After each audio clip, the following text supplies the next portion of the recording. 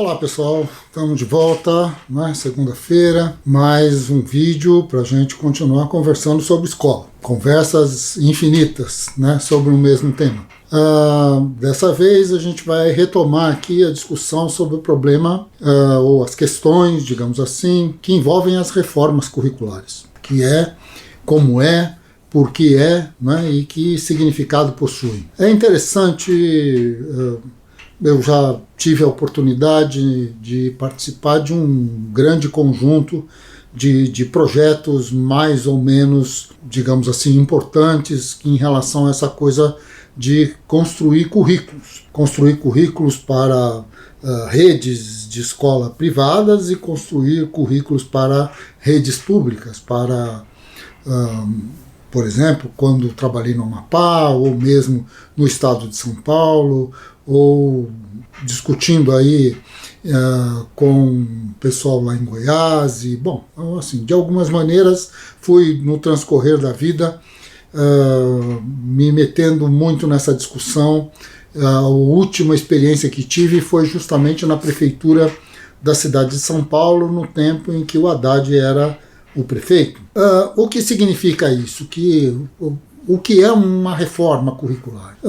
Quando estive nessa última experiência, conversando com professores da rede pública do município de São Paulo, alguns chegaram a me dizer o seguinte, que quando um governante não quer fazer absolutamente nada para os professores, ou pelos professores, ou para as escolas, não é? Ou pelas escolas, ele faz uma reforma curricular. E eu fiquei pensando muito nisso, se aquele trabalho todo que nós estávamos fazendo, juntando as pessoas, juntando especialistas de todas as áreas que compõem um currículo, não é?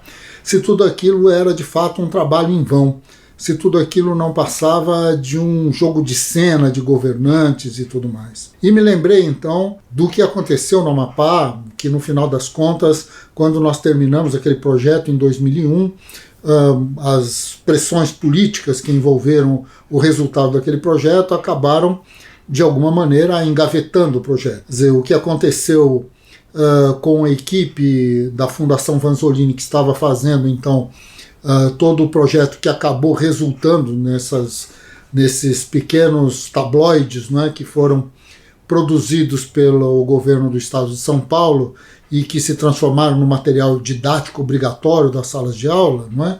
Quer dizer, o ponto de partida daquilo era uma coisa absolutamente diferente, não é?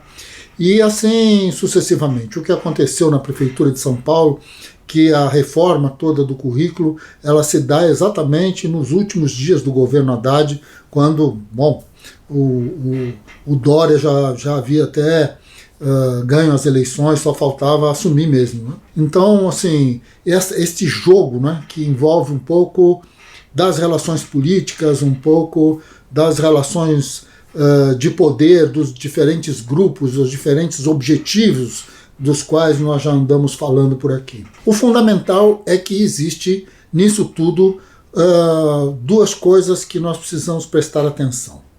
A primeira delas é o seguinte: a escola, enquanto instituição, constituída então por um conjunto de professores, alguns já se aproximando da sua aposentadoria, outros iniciando na carreira, alguns no meio desse caminho, todos nós, de alguma maneira, com uma experiência de vida que vem de 20, 30 anos, que antecederam a nossa entrada na sala de aula, não é? Um conjunto de alunos que, de alguma maneira, também representam uma nova geração com acesso diferenciado, não é, às informações, no caso mais recente, essa questão da internet, há alguns anos atrás, a briga dos professores com a televisão, essa coisa toda.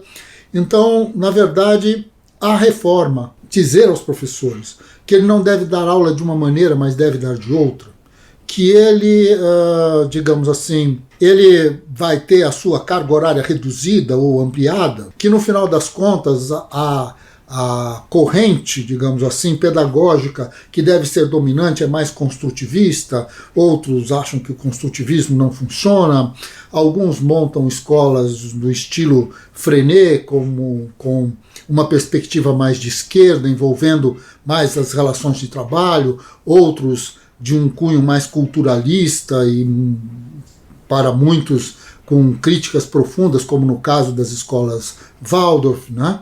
E assim, de alguma maneira, discussões de cunho pedagógico que envolvem, na verdade, o sentido, né, de construir a escola, mas que no final das contas acaba sendo uma discussão bastante simplificada.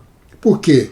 Porque se eu mudo e digo ao professor que a partir daquele dia, do dia seguinte, ele não pode mais dar aula de um jeito para dar aula de outro jeito, isto é um esforço inútil. Porque, na verdade, a escola ela se realiza com o grupo que a constitui. As dificuldades da escola elas estão estreitamente associadas às dificuldades do grupo que a constitui. Não necessariamente a um grande projeto, maravilhoso projeto, distribuindo harmoniosamente as disciplinas, dizendo aos professores que no primeiro dia de aula deve-se falar o conteúdo A, no segundo o conteúdo B e assim sucessivamente, ou simplesmente dando grandes temas, ou discutindo aí os objetivos gerais, os objetivos específicos. Bom, tudo isso se torna uma discussão inútil quando nós entramos numa sala de aula e temos, de fato, nós, os professores, que temos 20 anos, 30 anos de profissão, às vezes 5, às vezes alguns meses somente, e que trazemos conosco a nossa cultura. O que nós aprendemos muito mais sendo alunos, porque nós aprendemos a ser professores sendo alunos, e vamos aprender também a ser professores nesse confronto, né? Basicamente nesta contradição brutal que existe entre essas relações de poder, esses domínios culturais, esse conjunto de questões que para alguns alunos são questões absolutamente inúteis, para outros alunos são gloriosas, e assim sucessivamente. A grande questão é que toda reforma curricular que não venha permeada de uma reforma da estrutura da própria escola não vai fazer absolutamente nenhum sentido, né, do ponto de vista prático e do ponto de vista da formação das novas gerações. O grande nó de tudo isso é que os professores resistem, e com toda razão. Eu já dei muito curso para professores de formação em serviço e sei muito bem o olhar desses professores olhando para a gente, assumindo, não é, que estão gostando muito daquilo que nós estamos falando, mas a hora que a nossa palestra acaba, que no dia seguinte eles entram às 7 horas da manhã, 7h15 da manhã, numa sala de aula, nada disso faz mais sentido, porque o que está colocado em questão é a existência de um livro didático, ou de um material didático específico, e da sala de aula e da conjuntura, digamos assim, que tem de se resolver ali. De alguma maneira, uma das questões fundamentais que a escola preserva é a cultura do seu grupo. O grande nó, o grande problema, quando nós estamos falando em grandes redes escolares, como no caso do município de São Paulo, do estado de São Paulo, do estado de Minas, do estado do Rio de Janeiro e outros onde a rede escolar é densa, né? Ela é extremamente importante, é o processo associado, digamos assim, dessas redes públicas, onde uma parte considerável dos professores muda de escola todo ano. A última informação que eu tive quando estava neste movimento aí de fazer a proposta curricular do município de São Paulo, ainda estávamos em torno de 20%, né?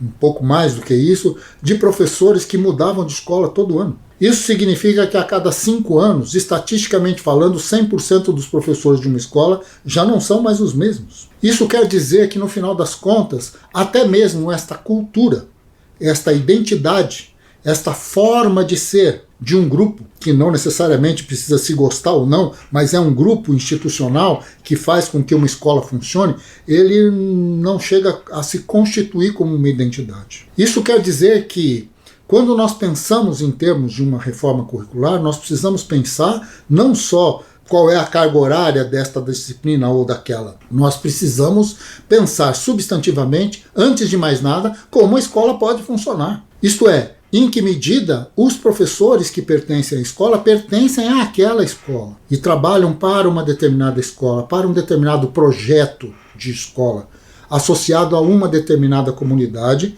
e se constituindo como uma determinada identidade. Aí sim, nesse contexto todo e no percurso da construção disso, nós precisamos discutir as disciplinas.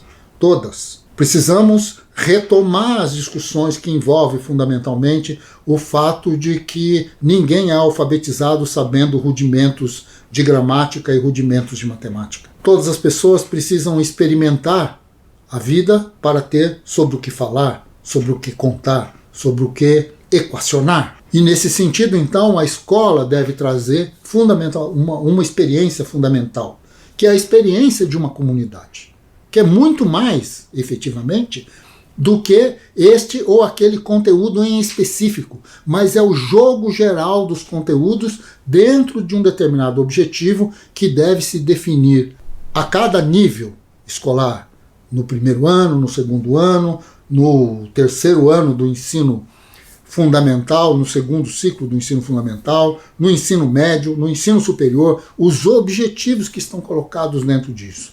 E aí sim nós podemos pensar em termos de reforma, porque a reforma envolve salários, a reforma envolve a estrutura da escola. As reformas que não envolvem a maneira como se disponibiliza as condições de trabalho do professor é uma reforma curricular que será esquecida como tantas outras que nós já fizemos no Brasil. Quarta-feira a gente volta, não é? Com mais sobre isso. Amanhã nós temos uma entrevista super interessante com a Ângela Catuta, que vai falar de geografia, de escala, de mapa, de ensino, de professor. Bom, uma série de temas bastante interessantes lá no podcast Conversas Radicais, não é? Então, aqui no podcast, sem dúvida nenhuma, você vai ter amanhã a experiência e a possibilidade de que, para quem não conhece, conhecer a nossa amiga Ângela Catuta, professora de geografia, né, uma amiga de muitos anos, e que nos deu aqui a honra, né, de participar destas nossas conversas radicais. Então, amanhã, lá no podcast, quarta-feira, de volta aqui no canal do YouTube, beleza? Um abraço a todos e tenham todos um bom dia.